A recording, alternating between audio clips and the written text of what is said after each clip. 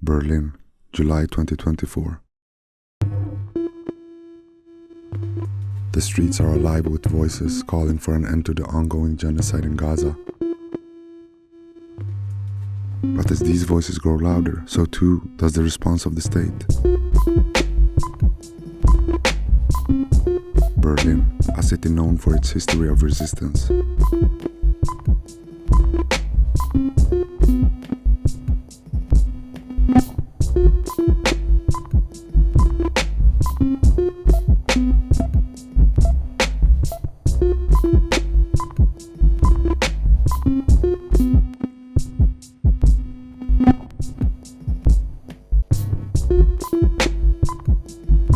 Today, a new movement is rising.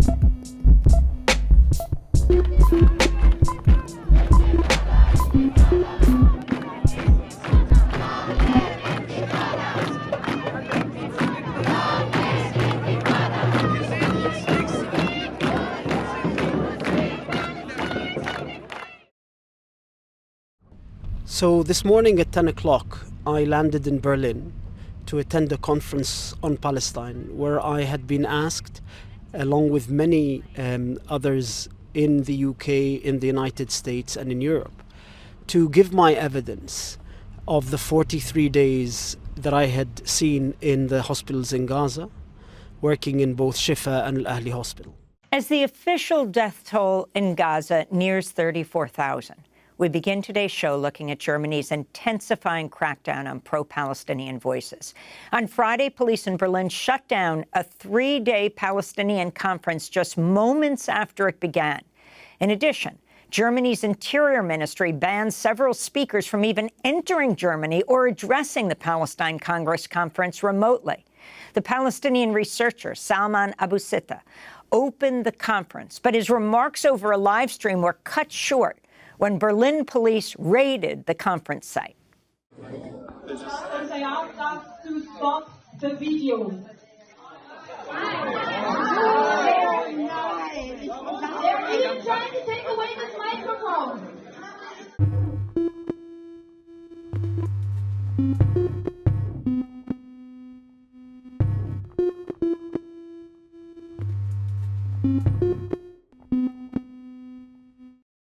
I think Palästina Kongress was the momentum for all of us to realize, to understand, and to believe. To don't stay in this disbelief or this illusion that, maybe, maybe we can get something. It was the momentum of understanding how the oppression system is working. It is not just the police. It's not just the so-called Verfassungsschutz of Germany.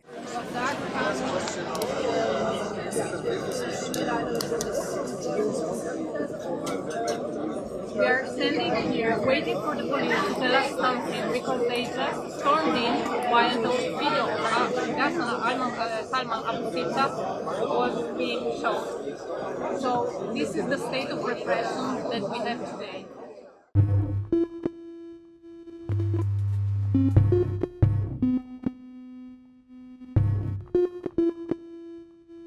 Many activists had come together in Berlin specifically to try to get the movement to come together with the specific goal of accusing the German government politically of aiding and abetting genocide in Gaza. That was the goal of the Palästina Kongress.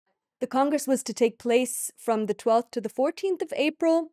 Before the beginning of the Palästina Kongress, about a month beforehand, racist press started publishing on the Palästina Kongress, saying that it is a conference where anti-Semites and Islamists of the world would unite, and this is a typical smear tactic, especially with Islamism being used as the main term to scare off people and make them not show any solidarity, for the main German public to not show any solidarity with Palestine by saying, look, these people are Islamists, they're scary Muslims, we know this from 9/11, don't show any solidarity with them. So that started, the Berlin Senate started to demand that the Congress be banned. high-ranking German politicians demanded that the Palestine Congress be banned. And then on the day of the Congress itself, there were over 2,500 policemen and women deployed for the Palästina Kongress itself. There were 900 police officers at the venue on the day of, and they first tried to give bureaucratic reasons why the Palästina Kongress couldn't take place, that the venue isn't allowed to host that many people. Then they said, okay, we'll restrict the amount of people who are allowed in the venue. Will allow the racist and Zionist press into the venue, although the organizers of the Palestine Congress said it's a closed venue, we get to decide who comes in or not. And then after about 30 minutes into the Palästina Kongress, the police stormed the venue, broke into the room where the technical stuff was inside. They broke the door and shut down the internet so the live stream would be stopped. Die Polizei ist literally in den Raum gerannt. Sie saßen ja schon, sie waren schon an allen Ecken irgendwie und sie sind in den Raum gestürmt, haben darauf gepocht, dass das Video unbedingt gestoppt wird. Und jetzt sind sie hier sehr präsent. Das ist der zweite Jude, den ihr heute verhaftet, ihr Antisemiten!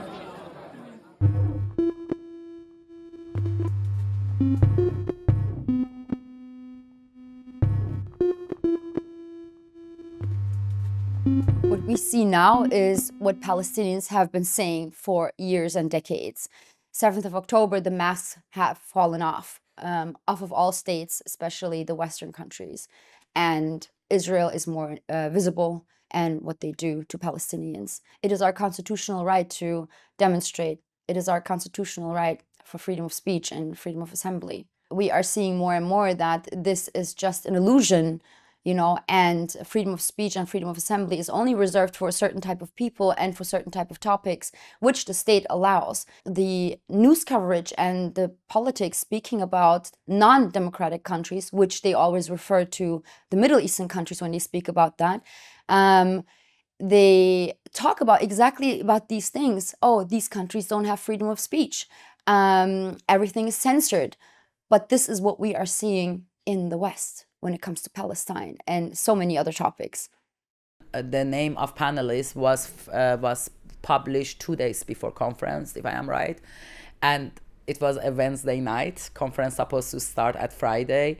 And from Thursday, I mean, my life, from that Thursday morning, my life gets upside down.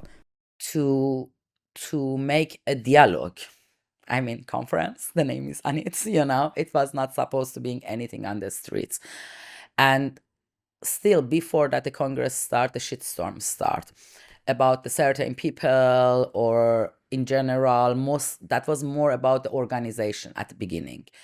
This organization, and all the time saying that they are terrorists because this is close to that one, that is close to that one. I mean, these kind of things.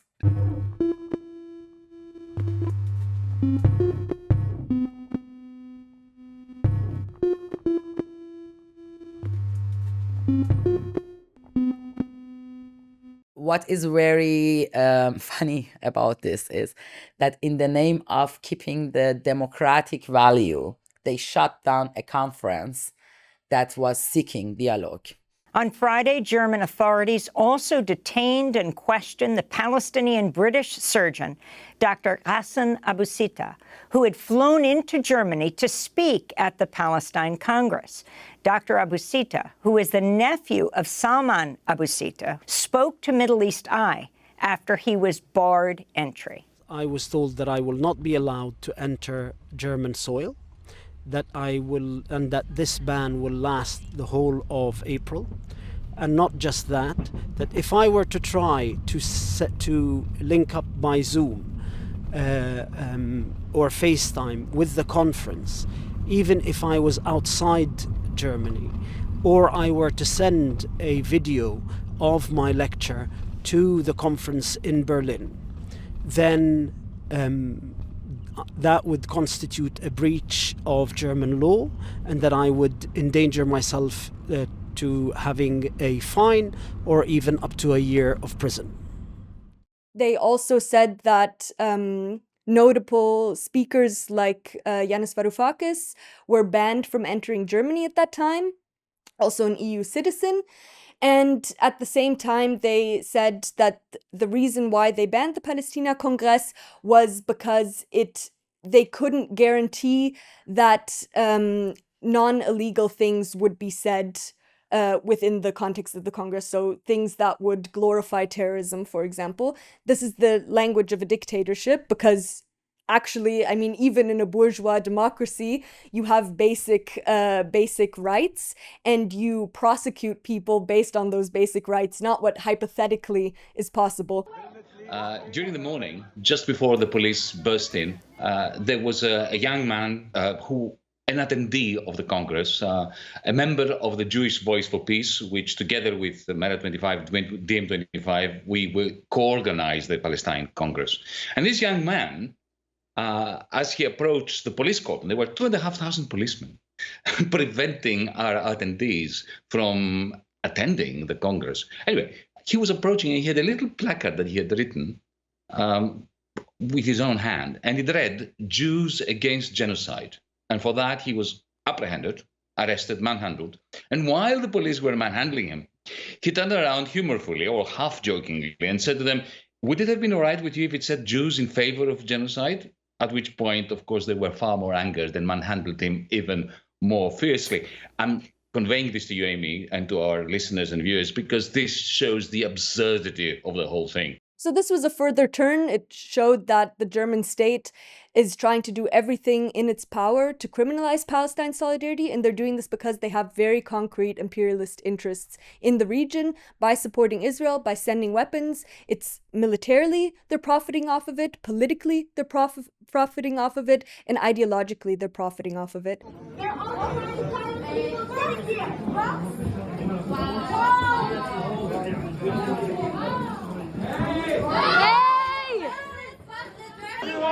Ich möchte kurz die Situation erklären, dann let me explain the situation, please. Let me explain the situation so that we can resolve this quickly. The groups that were involved in the Palästina Kongress were representing the movement. So for one, Palestinian youth groups, Palestinian community groups, leftist groups like Revolutionäre Linke or Gruppe Arbeiterinnenmacht, groups like BDS or Jüdische Stimme, Jewish Voice.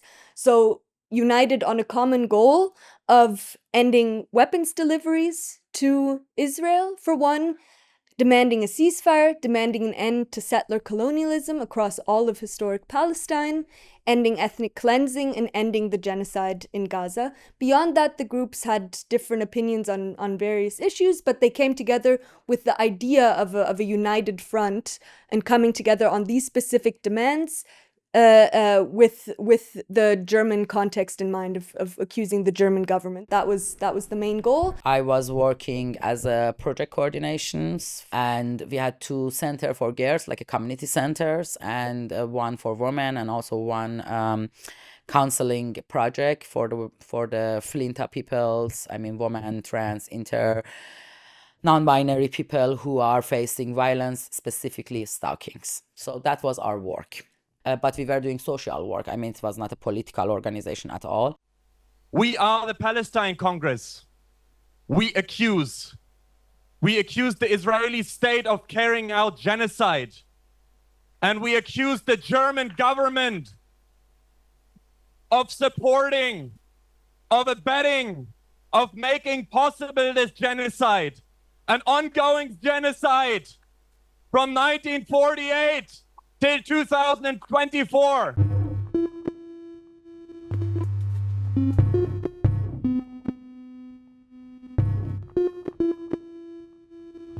In the weeks leading up to the Congress, in the middle of the night, if I would hear a sound, I would think, oh my God, it's the police, they're here to raid my flat, right? Or if I went home, I would think, you know, who knows, maybe a right-winger, through the fact that right-wingers obviously also the fascist right-wingers, you know, the white German fascist right-wingers, they target Palestine activists too. They would maybe know or find out where I live because there has been extensive coverage, slanderous coverage against me. So that has been a burden as well. I mean, I grew up in a small German town where I saw the fascist mob in the 90s. It's my first political memory. And I always wanted to fight against fascism and very obviously against anti-Semitism. So it did affect me when in the media I was slandered as an anti-Semite, while I simply want equal human rights for everyone. And sometimes these equal human rights, they are achieved through liberation struggles. And that is happening with violent means because they are oppressed with violent means, right?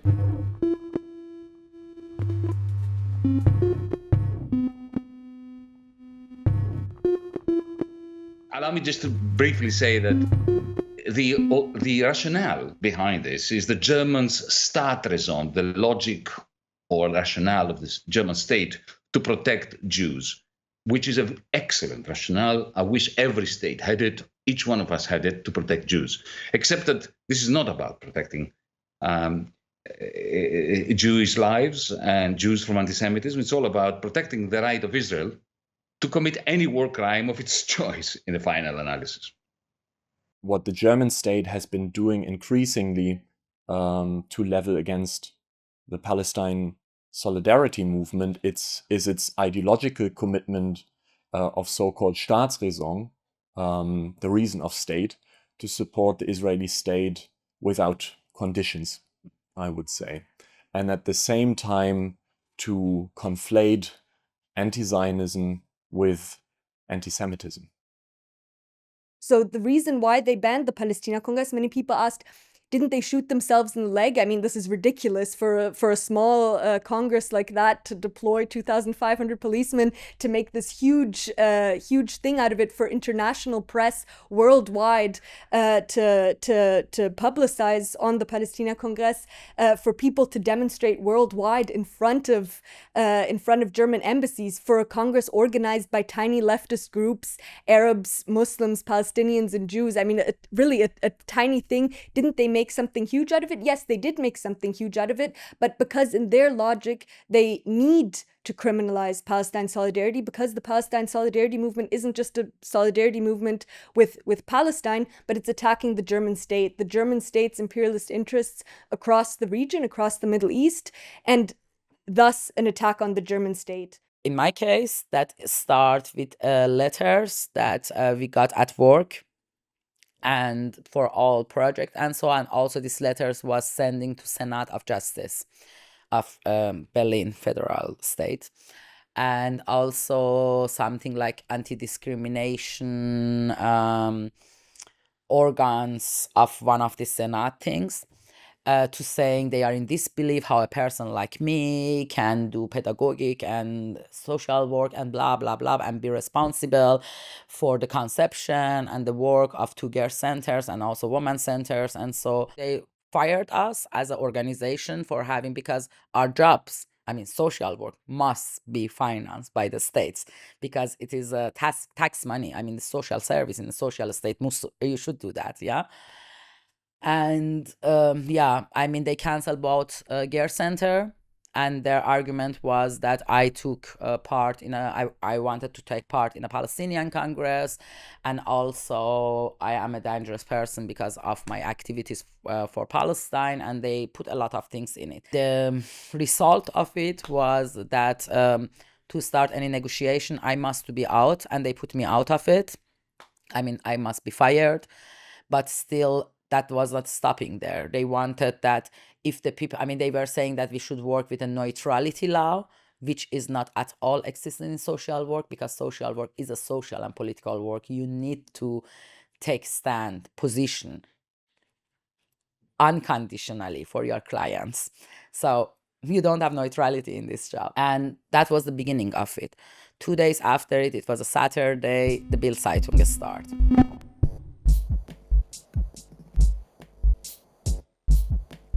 And I was very much wondering why my name is in it, because I was not considering myself as a person who they know, and so.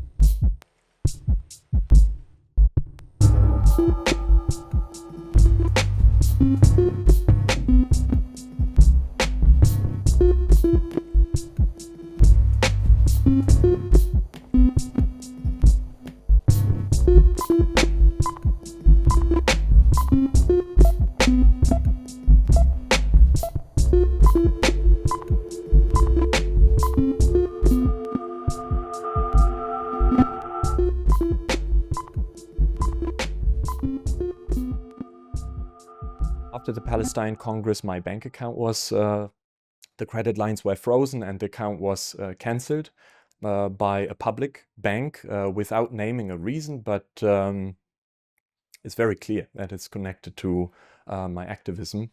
I think I have not been this disillusioned because, let's say it like that. I mean, I have friends in the movement who have not been that active before, and they said, you know, I've lost all illusions about being a good citizen in Germany, and they really tried. But I've been an active communist for almost 20 years, so I have seen the police repression and also the Secret Service activities against me. So I have not been this disillusioned, but I have also been somewhat frightened, I would say. And it's very scary to think about how things might further develop, because I think the liberal center is going to work itself down, both with its Palestine politics, with its social, economic politics, everything. And the center right and the far right, they're going to strengthen themselves, and they will use all these measures that have been implemented against Palestinians in Germany, against, well, everyone who isn't a far right wing white German. You know, so this is a very scary prospect, and I think that makes it very important as well for us to fight viciously, even though we are scared. Germany's police force, often lauded for its discipline, has a darker history as an instrument of control. Whether targeting student activists, migrant communities, or anti-colonial movements, the goal remains the same: enforce the status quo and neutralize resistance. But this isn't new. Germany's state has long used its police as a weapon, not for protection, but for control. The most crazy thing was that they had 3 points, yeah? One of them, the number 2, and we publish all of them, I can send it to you later. One of them was 1-to-1, like the report of the police before the Congress. And until today, I am wondering how a district can have at all access to the police document. All of these things that was coming up, and a lot of them was so similar to all these laws of 70 or 80s up to early 90, as in Germany, in West Germany, you were banned of being teacher, for example, or teaching in university, or even working in a kita if you are a communist. You know, this anti-communist law all of these years in this Campania was also here. And it's applicable again, you know? But it doesn't stop there. I mean, some of these groups start to write a lot. I mean, they were publishing even a statement about me and other colleagues of me, and also more things. And they were basically doing the police work. They were making an investigation work. She is there, she do that, these people are supporting her. And yeah, we wanted to go to a negotiation. We bring it up to the public because it was a public topic. The moment that a social work got attacked in a country in this way, that a social worker should be afraid if they take part in a demo, if they are sitting on a panel, if they have any political opinion, they would be banned from the whole professional life that they have. I think that's the most scary moment. I mean, social workers in this country were part of the Nazi system, and all reforms that happened after it was to avoid that. And today is again the same things. As thousands of police surrounded the event, blocking entrances, silencing speakers, the message was clear: dissent will not be tolerated. But the repression didn't stop there. It was the beginning of something much larger.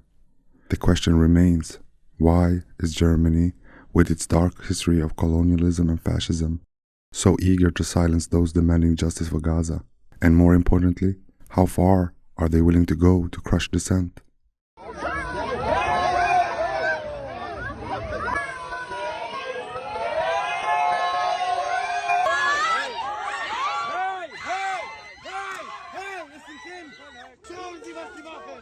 The first major protest in Berlin were about 40,000 people assembled in the beginning of November, I think 4th of November, where everyone was brought together to have the first huge demo against, the curbs. Demonstrations were banned in Berlin for weeks. many weeks. Every demonstration connected to Palestine, even remotely, were banned. And this was the first big demonstration. And that was a very good and very fond memory, with a pinch of salt, because I would have hoped that everyone would have been a bit more understanding of the value that this held, been clear about their own politics, but willing to protest with others and challenge their views in a joint big movement, rather than propose their views in a lot of smaller disjoint protests. One important statistic I think we have to look at is that over 70% of the German population says that they do not agree with what the Israeli army is doing in Gaza. That is a huge percentage. But if we look at the demonstrations in Berlin or in other cities in Germany, it's not 70% of the German population. There's over 80 million people here. We're not seeing millions turn out for Palestine. Why is that? Because the German state and the German state media apparatus, and I think we have to call it that, has been for 9 months, if not for decades, been focused now, and specifically in the last 9 months, of criminalizing the Palestine Solidarity Movement and defaming it, calling it anti-Semitic, calling it Islamist, saying these are barbarians, that by dehumanizing Palestinians at the end of the day. We saw it after 9/11, what happened with Afghanistan, we saw it with Iraq. It's very clear this is the function of racism, and specifically anti-Muslim racism and anti-Palestinian racism, is to split the working class, to legitimize imperialist warfare, and of course to surveil marginalized communities. What also gave me hope and led to this, in fact, was the courage that the youth and very much the migrant youth here in Berlin showed on the streets of Sonnenallee, very close to here. We stood there, we stood our ground, and that felt very good, that we resisted the police brutality. And it also showed us something. At that point, the movement wasn't very huge, but it was very persistent for weeks. I think the German state or the government in Berlin did not curb the bans because it was convinced that what they had done previously was wrong, but that there were so many protests in Berlin that the police force got so tired that I think at some point almost 50% of the police force had asked for sick leave because they had to work so many overshifts. So, from a revolutionary perspective, it shows also that the police apparatus, which protests and workers and social movements, anti-colonial movements are confronted most of the time with, they're not all powerful institutions that cannot be tired or broken up. What the German state has been able to do in the name of fighting terrorism is pretty much raiding Palestinian and Muslim people's homes, demanding that ID cards be suspended, that they lose their citizenship, their German citizenship, that they be surveilled. So it's a perfect, under the guise of fighting terrorism, which this is a narrative that also, we've known since 9/11, under the guise of fighting terrorism, the Muslim and marginalized communities, specifically the Palestinians, have been criminalized and are being repressed even further. So this is the function of racism, why the German state does this. They're not supporting Israel because of some vague notion of guilt or what they proclaim as a feminist foreign policy. It's about material interest, hardcore material interests. And so the Muslim and Arab and Palestinian population in this country who are questioning that authority pose a threat to that. That's why, as well, why they're trying to keep the German majority working class away from the Palestine Solidarity Movement, because they see that if 70% of the population went onto the streets and said, sending millions of euros worth of weapons for a genocide is not in our interest. We need money for infrastructure, for schools, and not for imperialist warfare, would threaten the very being of the bourgeois state. So I think we have to understand the logic of the state, why the state, the bourgeois state functions as it does. It's not that we need nicer representatives governing the country. Just shortly maybe, before the elections, currently Germany is being governed by the Greens, the Social Democrats, and the Liberals. Before the elections, the Greens came out and said, yes, we're against warfare, we're against weapons deliveries, we want peace and love for the world. The second they got elected, they send weapons, they send military equipment, not just to Israel, but to dictatorships around the world. And that's not because they're bad people. It's not about a morality question. It's about their hardcore material interests, the interests of capital. And that's what a Greens government, a Social Democrat government will do at the end of the day. So it's a question of the state as such, the capitalist bourgeois state. And I think we have to keep that in mind, especially in our demands, what we're demanding. I'm not demanding that the Greens become nicer. I'm demanding actually that the status quo is dismantled, because they can't work in another way. It's an imperialist state. While, of course, there is certain ruling ideas that everyone to a certain degree shares, and Germans in general, white Germans, have been suspiciously absent from Palestine protests, I think we should be wary to talk about the German people only. Surely this, in some instances, is a category, but the ones who are driving the discourse on Israel, I would say, are the upper middle classes, those who are connected to journalism, those who are connected to the state machinery, those who are connected to the different bourgeois parties or reformist parties, and of course those who are in the big industry and in big finance, who have very, material interests in the continued relationship with the Israeli state. I would say for a majority of Germans, they are not as invested as it would seem if you look in the evening a talk show on TV, or if you read an opinion piece in a magazine or a newspaper. I would say the majority of Germans, unfortunately, are ignorant towards the topic, or they're silent on the topic. So I think what this means for us is to understand that we are facing a very vicious and very decided hard block of, the middle classes, the upper middle classes, the intelligentsia and the policymakers together with industry to fight against Palestinians and anti-colonial resistance in order also to implement these foreign and domestic policy goals, and that there, however, is a broader population that we have to somehow relate to. And I think while it's very understandable when you've been beaten up by police, faced all kinds of repressions, and white Germans haven't stood by your side in all of this, or seem to be ignorant, that we should, while we can be morally outraged about it, we also need to try and build bridges to those where we can. Or as I would have said it in the student movements or in student collectives, I said, look, we are a very convinced minority too in Germany, but we are a minority without power. And if we convince someone who was very much against us to be a bit less against us, or someone who was less against us to be neutral, and someone neutral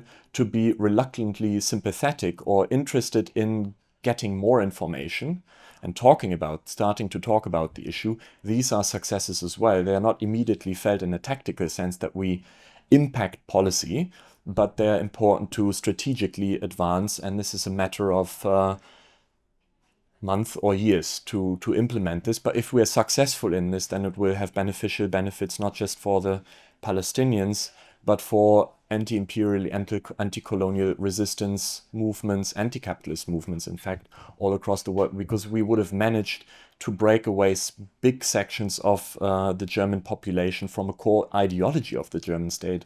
And whenever these things happen, that if the state and the ruling class declares an ideology core to its own essence, and that essence is broken, it can have very, very good effects on general socialist even, and political resistance movements.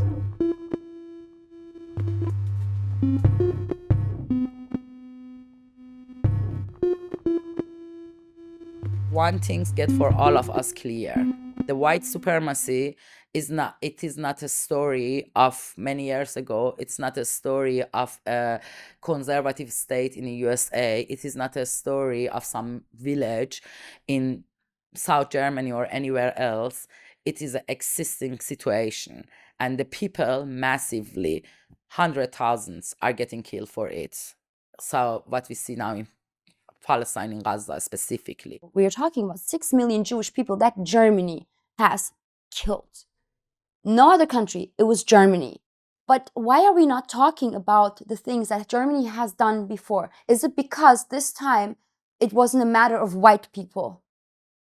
Every time something happens to white people, it is in textbooks, it is in history classes, you have it in universities, you have it everywhere.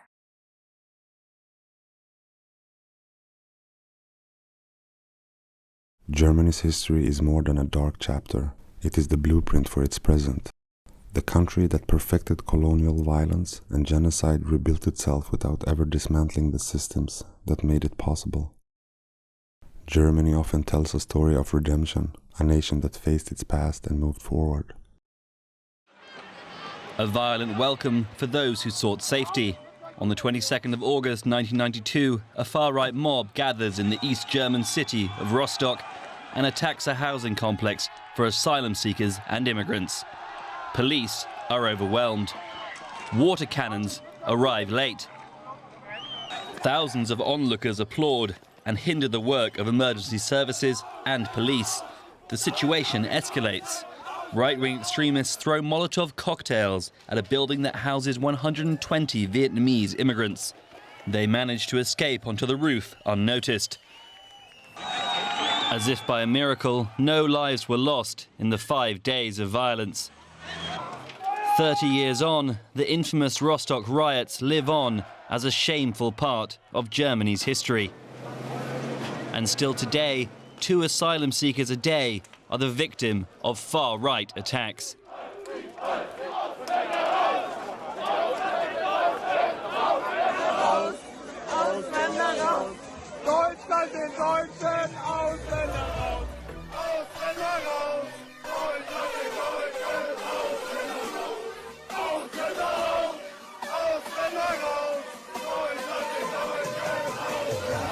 Nee, weißt du, Menschen sind bessere Menschen. Wenn es dich so sehr stört, warum bist du denn hier? Wenn es dich stört, warum bist du hier? gewartet. Geh mal auf drüben. Video? Geh mal Habt ihr drüben. auf Video? It seems like that Germany is upholding this narrative at the moment, not at the moment, even before, like that anti-Semitism is an imported issue here, like Muslims have to deal with that. When in fact, like I said, it was white people killing white Jewish people in the borders of Germany and outside of Germany, in Europe, right? And this is how this whole thing started. So we have to hold Germany accountable for what it has done. We have to hold Germany accountable for what it is continuing to do. Is there maybe some racism against Jewish people? Because they are arresting anti-Zionist Jewish people as well. So you're gatekeeping anti-Semitism, whereas it was you that has killed millions of Jewish people, now telling us what is anti-Semitic and not only to us, but to really Jewish people. So isn't that anti-Semitic on itself? What makes Germany special in this regard is, however, that many policy makers themselves do believe in a moral righteousness too. Latest camera records from Palestine show heavy damage in and around the Arab city of Jaffa as Haganah troops move up to new positions along the war-scarred roads. Zionist ideology and then the Zionist project as it materialized, that has been making Palestinians refugees and victims of horrendous oppression and war for over 76 years now. German discourse is unwilling to understand this out of this self-centeredness, out of an imperialist ignorance, but also driven by material interests, I would say. So it's important to see the whole nexus of it all. Some troops of this force are continuing their training, others go out on patrol. While behind the troubled scene, negotiations for a ceasefire continue from day to day. From the air, the scale of Israel's 15-month bombing campaign in Gaza is clear. This shows the destructive force of 85,000 tons of explosives. It's difficult to understand how anything or anyone could survive what aid agencies describe as appalling and apocalyptic conditions. And even with a ceasefire, how anyone could return. After the Second World War, denazification wasn't the clean break history books sometimes suggest. Former Nazi officials became judges, politicians, and industrial leaders. The systems they built were never dismantled, just updated. Denazification promised accountability. Instead, it became a facade. Nazis were absorbed into the bureaucracy, their ideologies woven into the fabric of modern institutions.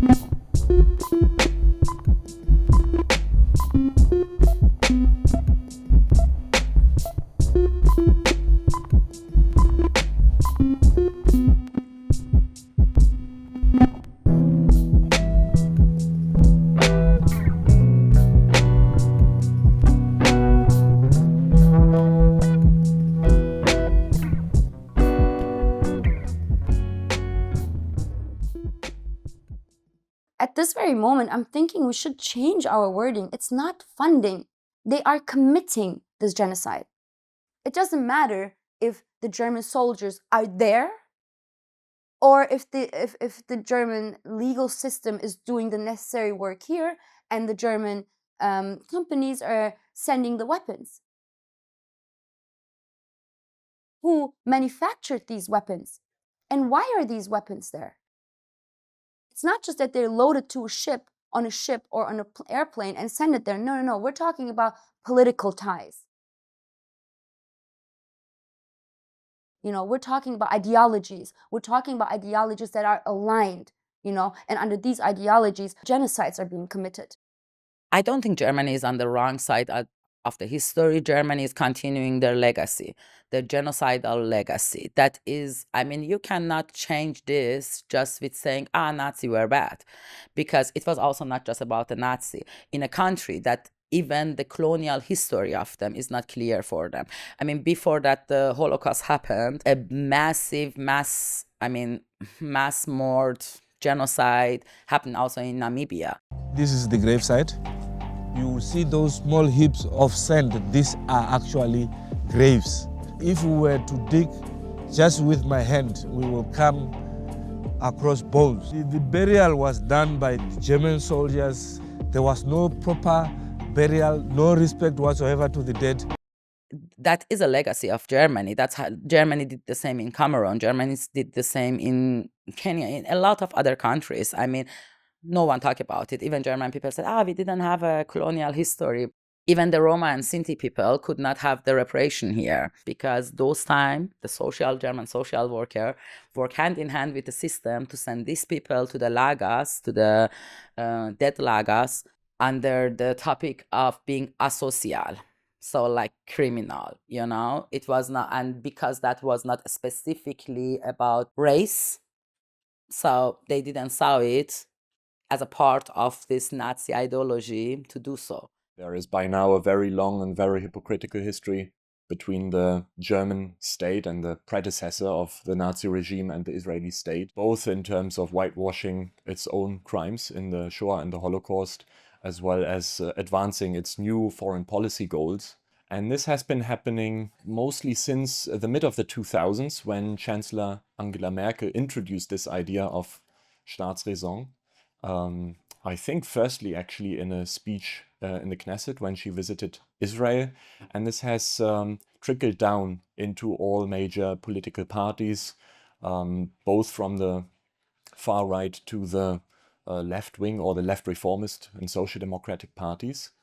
And this discourse has become more aggressive.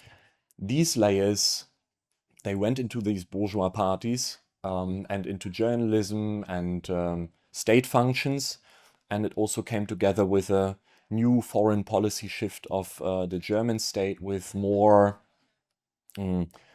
outspoken foreign policy goals that also needed ideological justification. For this reason, the Staatsräson became so important. It's not just about what Germany is doing towards Israel, but that is a very important legitimization for a more aggressive foreign policy of the German state.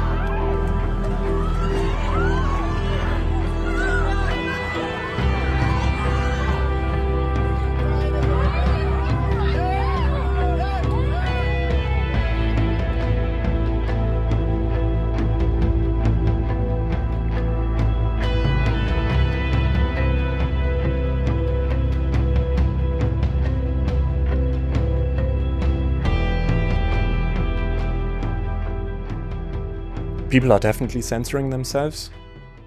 This is a trend that has been going on for a longer period of time now.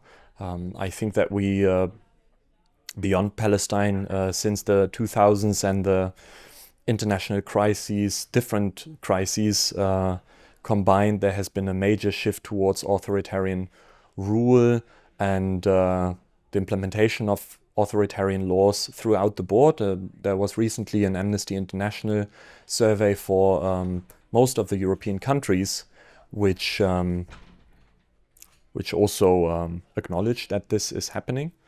With Palestine, I think this has been exploded very much in Germany, and this is going to be used in other contexts as well. So if the German state, German policymakers get through with what they're doing on Palestine, they'll do it and reproduce it on other things. Because we've seen this, and I mean there is a host of research and experiences by movements that supplements this practically, that whenever a state has the possibility to rule more in a more authoritarian way, it's not just going to go back on it after it's done it for the first time. We can go back, we can go in the 90s, we can go, I mean, how many programs happened in this state? Germany tried in the last year to give a picture from themselves to the world that here is a democracy. Whatever democracy is, because in my opinion, democracy is a Western value based on so-called majority opinion. That's this being majority is not about about the quantity of the people who are involved in it, but it is about who has more power to decide. It's about really this 1% that decide, and Germany kept that structure all the year. And it was very clear. I mean, it was never the law here for everyone. I mean, we never had it. I mean, if I did something on the street, let's say 1st of May demo, yeah, and me and one German friends got the same fine from the same accusation from the police, my fine was different than them because I didn't have good paper that time. I mean, everything you did was affecting your resident issues here. But of course, this has had a very detrimental effect. People have been emotionally burned out, not just by seeing the pictures coming from Palestine or the news from families and friends from Palestine, but also the lived experience in Germany. For a lot of people who have a background in migration, but they're not Palestinians, the past couple of months have made them realize really that they are, even if you in this discourse don't say foreigner anymore, that they're foreign to this country. And so have the laws that have been implemented since then confirmed, and the police action and so on such. Germany's support for Israel is often framed as guilt over the Holocaust. But guilt isn't what drives it. Hardcore material interests are. For those in power, it's less about shame and more about profit.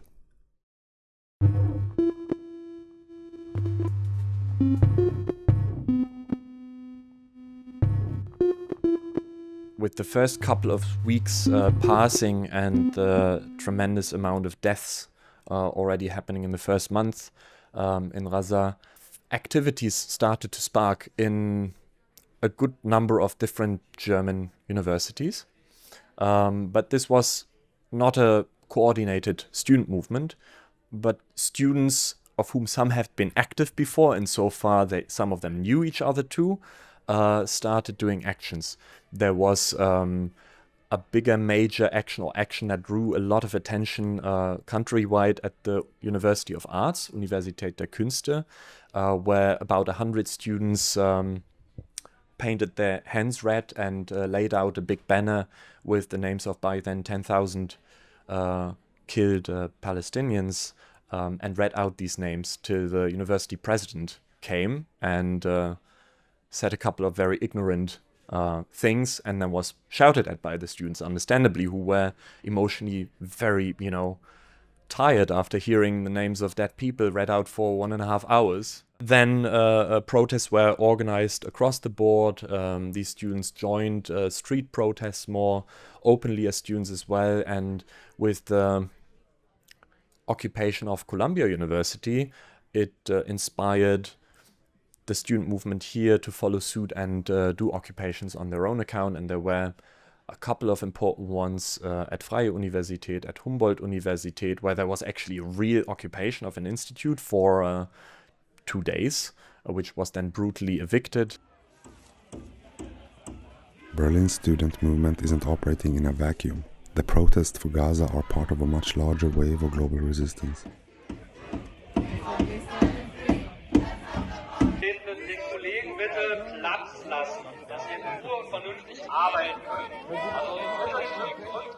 From the US universities to the streets of Paris and London, solidarity movements are calling out the systems of oppression that links Gaza to the rest of the world. These students know that solidarity crosses borders, but here in Berlin, the fight carries a unique weight. It's not just about Palestine, it's about dismantling the systems that connect colonial violence, corporate power, and state repression. And then these groupings, they started coordinating in Berlin, but also in other cities, and committees were founded, and in some cases committees were also founded by people who had become active at other universities already and knew that committees existed. So there was a transformation process, where knowledge from one experience is brought to another.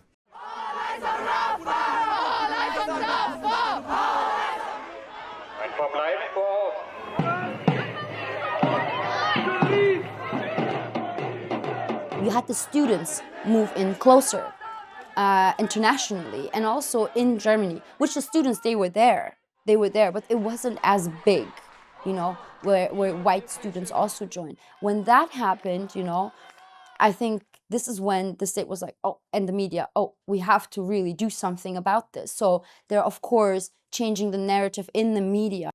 First, they made it seem like they picked out only a few people from the movement and then dragged them through the media to say, hey, these are just like a few people. There is no movement in Germany, because they need to hide the fact that people in Germany know what Germany is doing, right? And when they understood they cannot win this narrative, they had to create another one. Whereas now they're taking everyone into consideration who are out on the street, saying, well, all of them, they don't even care about civilians. All they care about is being disobedient, just making problems. These are problematic people. Like, they don't know what they're talking about. Again, they're losing as well, because everyone knows what's going on, right? And because the repression was so high and problems at the university were so high, that students have been sucked in very much into these very localized battles too. I think it's important to fight these out, but it's also important to not lose touch with the broader movement and understand and critically self-reflect as students and a student movement that we have a very big privilege, and that is usually having time and not just protest but agitate. And I think this is something that the student movement could do more. It has been fighting ideological battles at the university, and it has been carrying out direct actions on the university, and it has more to a bigger degree now joined street protests visibly as students, but I think we have not really fulfilled the full potential that student movements can fulfill under the right conditions.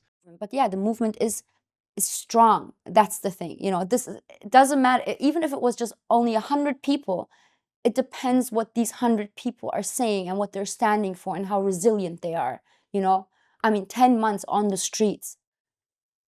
I think this is a great accomplishment, and we're seeing interconnected struggles, people coming together, and this is what they're scared of. This is what they are really scared of this, and you can see it. You can see it due to the repressions. Why else do they have the need to do all of these things to us? Because they are scared, and they should be. No need for you. Don't use violence. Hi. Ja, dann erzähl doch mal. Erzähl doch mal, auf welcher Seite du bist. Wie schläfst du nachts? Lauf einfach. Ey, während Menschen, unschuldige Menschen sterben.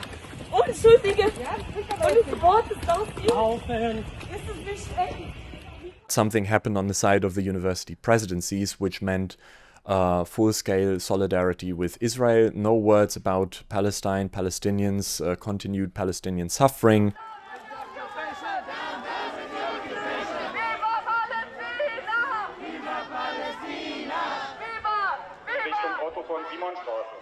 There was an attempt also by university and academics from the start to decontextualize October 7th, and I think a lot of people who have experienced colonialism, racism, and just generally German imperial domestic and foreign policy, they realized that this would bring a major change with it.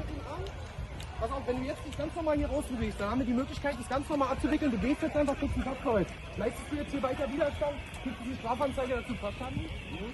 Many people have been charged and also beaten up by the police. In Bonn and Munich there were attempts to occupy universities. I think for a student movement it's a bit too small as of yet. If we would compare it to the '68 movement, where really tens of thousands of students were on the streets, but still it's a relevant factor. So in different major universities there exists committees all across the country who have 10, 20, 30, 40 members who are active, and I think this is a very important strength as well, because I have seen other student movements in Germany who didn't have that kind of organizational skills and interconnectedness, and this is going to be very useful for long-term campaigning and for transforming the political scenery in Germany if we keep committed and if we avoid being burned out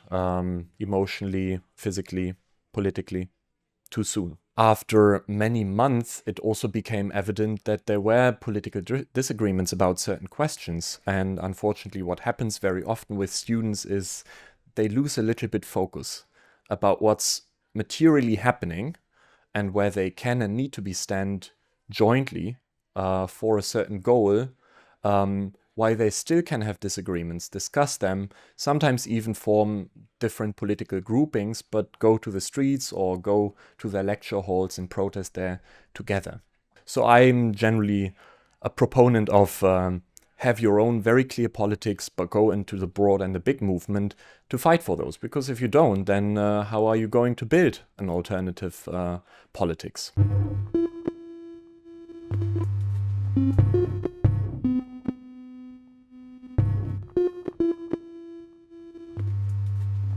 What's happening affects everyone, even if you decide not to speak up. You have to trust people. And so I think I am lucky and very fortunate that I came to the realization during this time that I'm surrounded by very strong individuals, very trusted individuals, amazing human beings who share the same values and who stand up for humanity. My family is, of course, worried. Because I go through a lot of repressions. The German media is dragging me, they're dragging my name through the media.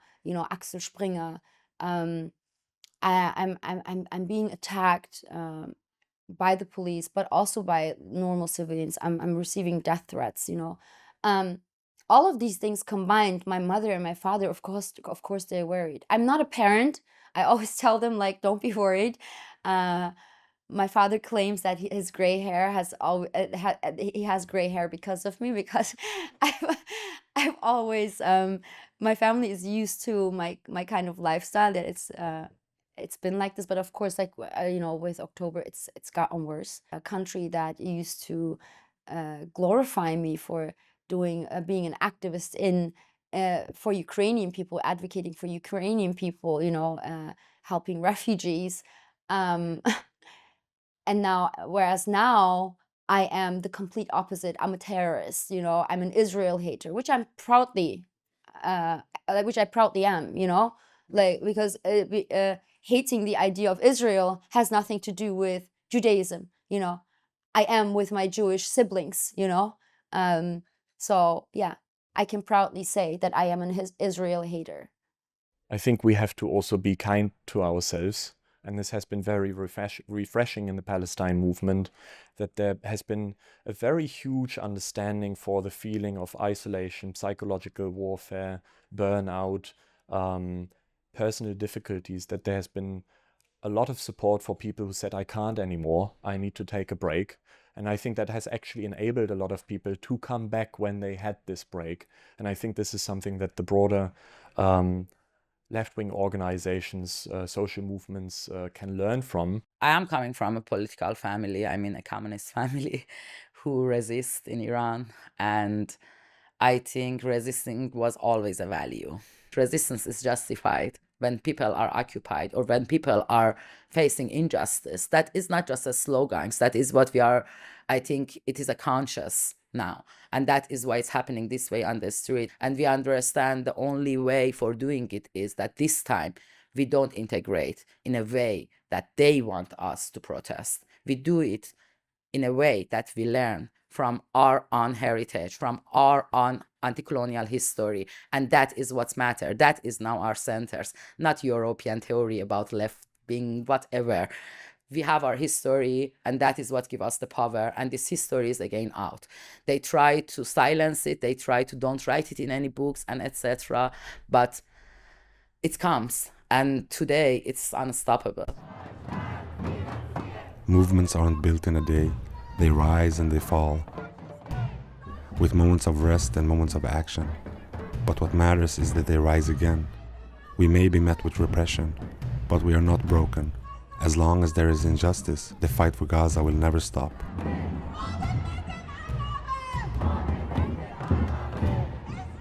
Who are the actors who are able to change the status quo? It's not the ICJ, it's not the UN, it's not the parliament, it's us, it's people like us coming together, banding together in a movement who have the power to change the status quo. And this is what we've learned from revolutions before, from anti-colonial movements, that we have that power. They lose the streets, so they should use a violence method to take the street back, and that will never work.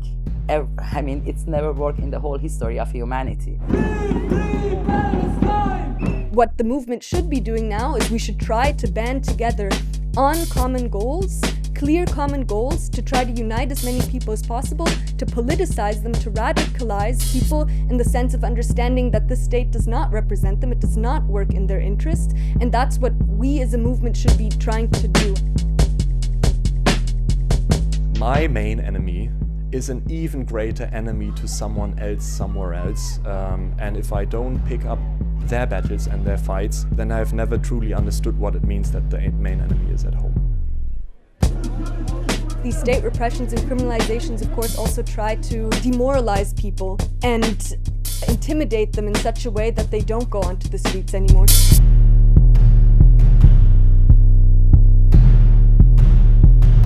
The level of violence that is happening, and also the level of denying resistance, it is scary, but I think the fear and the hope are always working together. I see the hope more powerful.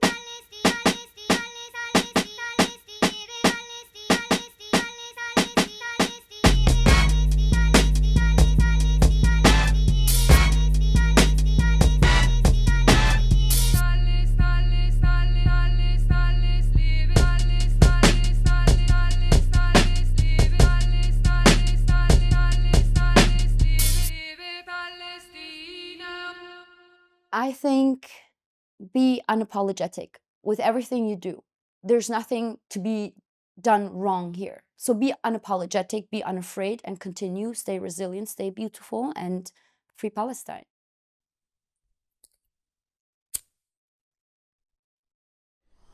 Escalate for Gaza, because this escalation is about our life, all of our life. I mean, all aspects of our life. Leve Palestina och krossa sionismen. Leve Palestina och krossa sionismen. Leve, leve, leve Palestina. Leve, leve, leve Palestina. Leve Palestina och krossa sionismen. Leve Palestina och krossa sionismen. Och vi har odlat jorden. Och vi har odlat jorden. Och vi har skördat vetet. Och vi har skördat vetet. Vi har plockat citronerna. Och vi har plockat citronerna. Och pressat oliverna. Och pressat oliverna. Och hela världen känner till vår jord. Och hela världen känner till vår jord. Leve, leve, leve Palestina. Leve, leve, leve Palestina. Leve Palestina och krossa sionismen. Leve Palestina och krossa sionismen. Och vi har kastat stenar på. Och vi har kastat stenar på Soldater och poliser. soldater och poliser. Och vi har skjutit raketer. Och vi har skjutit raketer Mot våra fiender. mot våra fiender. Och hela världen känner till vår kamp. Och hela världen känner till vår kamp. Leve, leve, leve Palestina. Leve, leve, leve Palestina. Leve Palestina och krossa sionismen.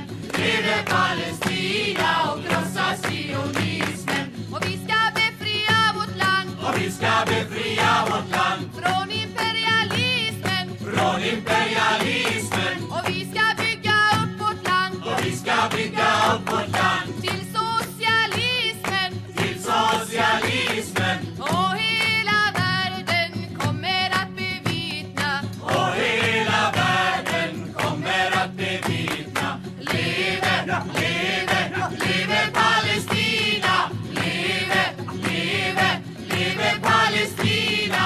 Leve Palestina och krossa sionismen. Leve Palestina och krossa sionismen. Leve Palestina och krossa sionismen.